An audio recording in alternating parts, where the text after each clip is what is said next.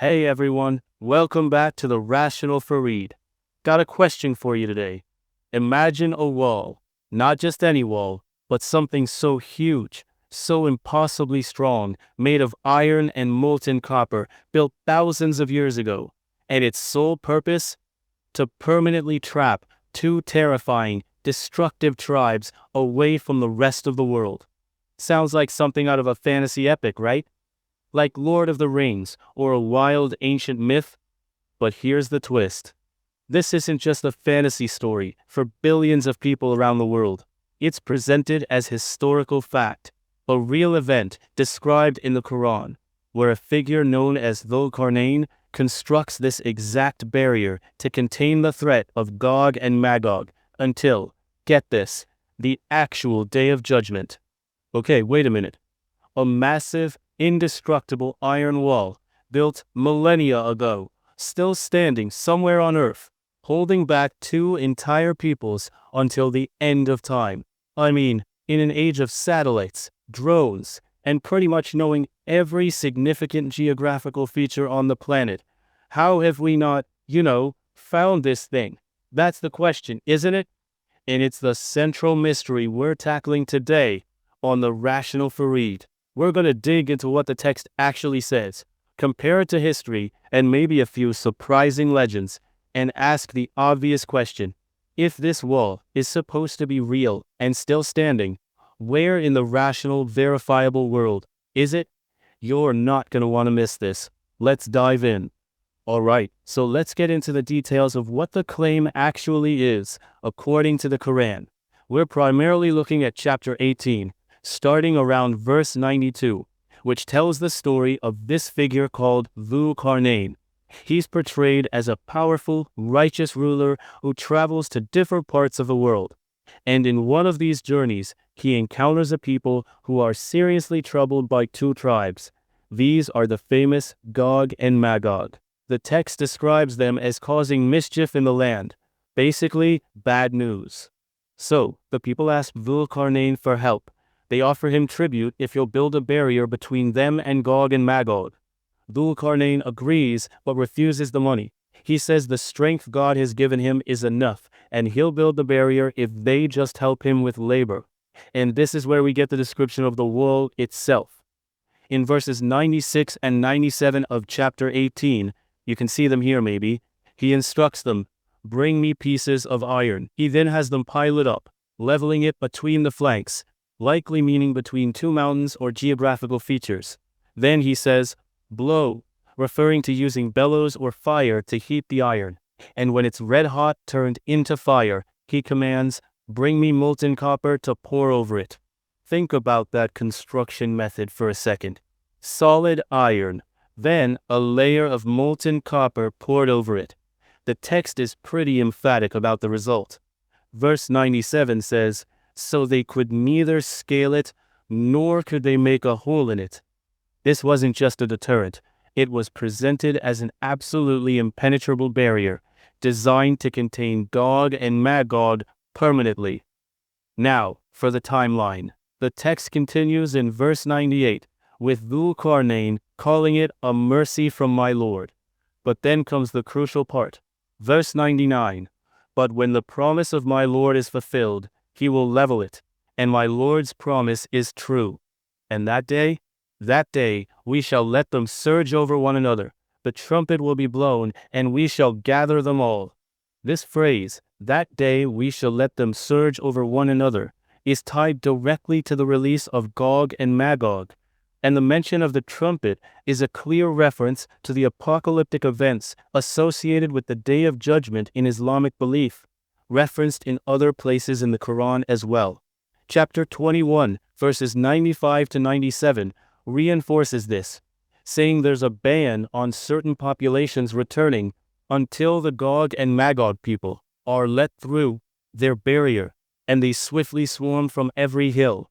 So to sum it up, the Quran presents a specific narrative where a powerful figure builds a massive, indestructible wall of iron and copper to trap two dangerous tribes, Gog and Magog, and they are destined to remain behind that wall, unable to breach it until shortly before the literal Day of Judgment, when the wall will be leveled and they will be released upon the world.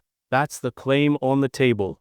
So there it is, a divinely described, absolutely massive iron and copper wall, built to be so strong that two entire tribes could neither scale it nor could they make a hole in it. And it's supposed to be standing somewhere out there, right now, patiently waiting for the end times to be leveled. Given that description, massive, permanent, made of durable materials like iron and copper, you'd think finding it would be, well, not that hard, right? It's not like we're looking for a lost coin.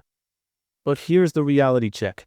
Despite having things like high-resolution global satellite imagery that can spot ancient ruins, lost cities, and even subtle changes in the landscape from thousands of years ago, despite centuries of intense archaeological exploration across the globe, despite detailed historical records from pretty much every significant civilization that existed in the last few thousand years, there is simply zero credible physical or historical evidence of this specific wall described in the Quran anywhere on Earth. And it's not just the wall itself. There's no evidence of two massive distinct tribes like the Gog and Magog of the Quran being trapped behind any such barrier for millennia. The description is so specific: an iron and copper wall, built in a particular way, containing specific tribes. If it existed, it would be one of the most significant archaeological finds in human history. It would literally change our understanding of ancient history and geography. It's kind of like if I told you there's a mountain somewhere out there made entirely of solid gold that's been standing since the dawn of time. I could describe its shape, its location relative to some other landmark, maybe even the specific type of gold. But if you go out and search with all your modern tools, geological surveys, satellite scans, everything, and find absolutely nothing that matches that description, the logical conclusion isn't that you just haven't looked hard enough yet. It's that the mountain, despite the description, doesn't exist in reality. The Quranic text describes a barrier that should be impossible to miss if it were a real physical structure standing for thousands of years. But it's simply not there. The search for evidence, using all the tools at our disposal, comes up completely empty. And that brings us to the next piece of the puzzle. Who was this Dhul Qarnayn, and where might this story actually come from? All right, let's talk about the builder. The Quran refers to this figure as Dhul Qarnayn, often translated as the two-horned one. For centuries, scholars and commentators have tried to pinpoint who this person might have been in actual history. The two most popular candidates that come up again and again are Cyrus the Great, the founder of the Achaemenid Persian Empire, and Alexander the Great, the Macedonian conqueror. Both were powerful rulers who expanded their empires widely. Now, if we're looking for someone who fits the description of building a monumental barrier against troublesome tribes like Gog and Magog, let's consider Cyrus first. While Cyrus was a significant historical figure, when you look at historical records and archaeological findings, there's really no strong evidence that he built massive walls, especially not of iron and copper, specifically to contain tribes identified as Gog and Magog. In fact, the text you provided includes a quote from the Tafhim al-Quran commentary by Maududi, which pretty much admits this. It says that while some defensive walls existed in the Caucasus region, it has not been as yet historically established that these were built by Cyrus. So finding historical evidence of Cyrus building this wall, it's just not there. But then you have Alexander the Great. Now, the historical Alexander the Great didn't exactly build a massive iron wall against Gog and Magog either. However, this is where things get really interesting. There was a hugely popular body of literature that circulated widely in the ancient and late antique world, known as the Alexander Romance. These were legendary, often highly fictionalized accounts of Alexander's adventures. And guess what one of the most famous episodes in the Alexander Romance is? Alexander traveling to a far-off land, often located in the Caucasus Mountains, and building a massive gate or wall, sometimes described as being made of iron and bronze, specifically to trap the barbaric tribes known as Gog and Magog. See the connection? While the historical Cyrus doesn't fit the wall-building part of the story, and the historical Alexander doesn't either, the legendary Alexander from the popular romances fits the description in the Quranic narrative surprisingly well. The figure building the barrier, the material, the location, and specifically, the purpose of trapping Gog and Magog. It seems less like a historical account of Cyrus or Alexander building a real, physical structure that should still exist, and more like the Quranic narrative here is echoing a well-known dramatic legend about Alexander the Great that was circulating centuries before the Quran was compiled. And that echo, that connection to legend rather than verifiable history, becomes pretty significant when we're trying to figure out why that giant iron wall is missing today. Alright, let's put it all together.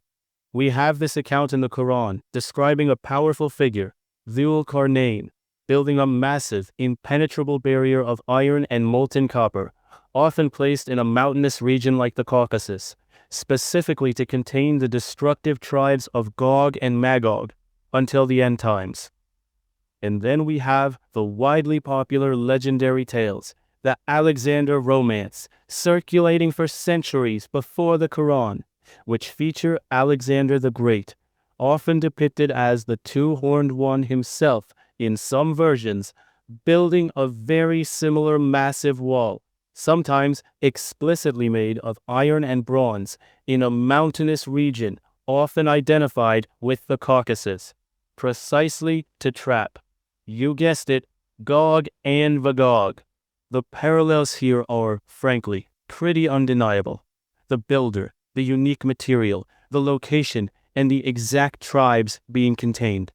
Now, compare that strong alignment with the complete lack of historical evidence that either the real Cyrus the Great or the real Alexander the Great built anything like this specific wall against these specific tribes.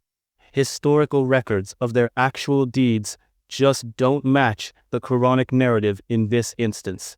So what are we left with? From a rational perspective, looking at the evidence, or the striking lack of it in the physical world, and the clear similarities to a popular pre-existing body of legend, the most logical conclusion is that this specific narrative in the Quran, the story of Dhul Qarnayn's iron wall trapping Gog and Magog, isn't a factual historical account.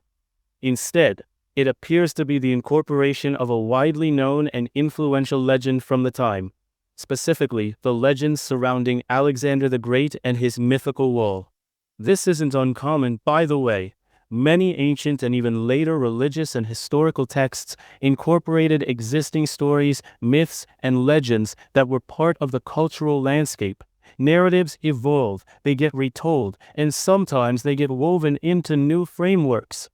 The presence of this Alexander legend in the Quranic account strongly suggests that this is what happened here. The story of the wall is there because it was a well-known legend about a powerful figure tackling a major threat, not because a literal, physical iron wall against Gog and Magog was actually built as described. And that brings us back to where we started. A claim of a massive, permanent structure holding back tribes until Judgment Day. A claim that aligns perfectly with a specific ancient legend, but a claim for which we find absolutely no evidence in the physical world today. The lack of reality supports the legendary origin. So, here's the picture we've painted. A religious text, the Quran, describes in detail a colossal, indestructible barrier of iron and copper, built by Dhul Qarnayn, trapping the tribes of Gog and Magog.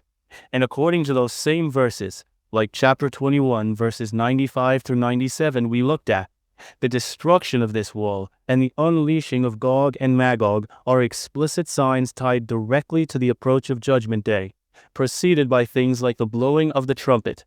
It's a significant, apocalyptic prophecy within the belief system.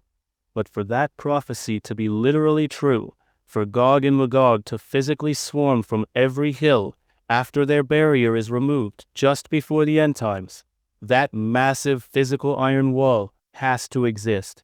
Or at least, it had to exist as described, leaving undeniable evidence if it was built thousands of years ago to be impenetrable until very recently. Yet, as we've seen, our search, using all the incredible tools of the modern age, from satellites to archaeology, and examining historical records, turns up absolutely nothing. No wall, no evidence of tribes contained by such a structure for millennia. Instead, we find a narrative that lines up strikingly well with the ancient popular legends about Alexander the Great building a mythical metal wall against Gog and Magog. So, from the perspective of the rational Farid, and based purely on the evidence available to us, the most logical conclusion is that the account of the massive iron wall trapping Gog and Magog in the Quran is not a description of a real, historical structure or a verifiable event waiting in the future. It appears to be a narrative element drawn from existing myths and legends that were circulating in the world at the time. It fits perfectly in the realm of mythology, but completely fails the test of physical and historical reality. That's the breakdown. What do you make of it? Does the lack of physical evidence and the strong link to ancient legends change how you view this story? Let me know your thoughts in the comments below. I read as many as I can. If you found this exploration of claims versus evidence interesting, please hit that like button. And if you're new here and want to see more videos that critically examine religious claims and other extraordinary assertions through a rational lens, make sure you subscribe to The Rational Ferret and ring that notification bell so you don't miss anything. Thanks so much for watching, everyone. Stay rational. I'll see you in the next video.